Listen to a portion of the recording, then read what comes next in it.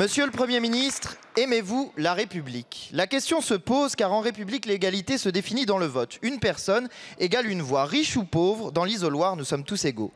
Mais encore faut-il pouvoir voter. Et si vous ne faites rien, le 9 juin, nombre de nos compatriotes ne pourront pas voter aux européennes. Mais peut-être est-ce votre objectif caché? Car comme le dit notre campagne d'inscription sur les listes électorales, les riches votent. Et les autres, les pauvres et les jeunes, votent beaucoup moins. Pourquoi? Parce qu'ils ne le veulent pas? Ou parce qu'ils ne le peuvent pas? Sachez-le, la mal-inscription sur les listes électorales est un facteur puissant de l'abstention. Selon les sociologues Braconnier et Dormagin, il y a 2,5 fois plus de risques de s'abstenir quand on est mal inscrit. Et qui sont les mal inscrits? Selon l'INSEE, c'est 30% des employés et des ouvriers et c'est 40% des jeunes de 18 à 25 ans. Je l'affirme, il existe en France un suffrage censitaire qui ne dit pas son nom. Et vous en êtes ravis, car oui, les riches votent et ils votent pour vous.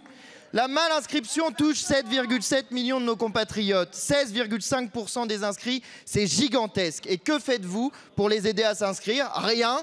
Pire, vous leur mettez des bâtons dans les roues en imposant d'utiliser France Connect pour s'inscrire. Vous avez même imposé cet outil vendredi dernier pour vérifier sa situation électorale. Alors ma question est simple, est-ce que vous vous moquez de nous, monsieur le Premier ministre? Répondez, allez-vous oui ou non supprimer l'usage de cet outil? Allez-vous oui ou non faire une campagne nationale d'inscription sur les listes électorales? Allez-vous oui ou non enfin vous bouger pour lutter contre la non-inscription et la mal-inscription? Monsieur Attal, le terme ministre vient du latin ministère, qui veut dire serviteur. Alors, monsieur le premier serviteur, sur cette question, allez-vous, oui ou non, cesser de servir les intérêts des riches et commencer à servir les intérêts du peuple?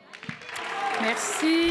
Je pense que vous devriez aussi peut-être présenter vos excuses puisque votre campagne sur la liste électorale a été condamnée par le tribunal judiciaire de Paris avec des menaces et des insultes inacceptables contre des journalistes. C'est sans doute votre goût de la démocratie. Monsieur Léaumont, il vous reste... Démonstration est faite, monsieur le ministre de l'Intérieur. Vous ne voulez pas lutter contre la mal-inscription. Vous êtes content du fait que les pauvres et les jeunes ne votent pas parce qu'ils sont mal inscrits. Vous n'avez répondu à aucune des questions, et notamment celle de la campagne nationale d'inscription sur les listes électorales. Qu'allez-vous faire sur ce sujet?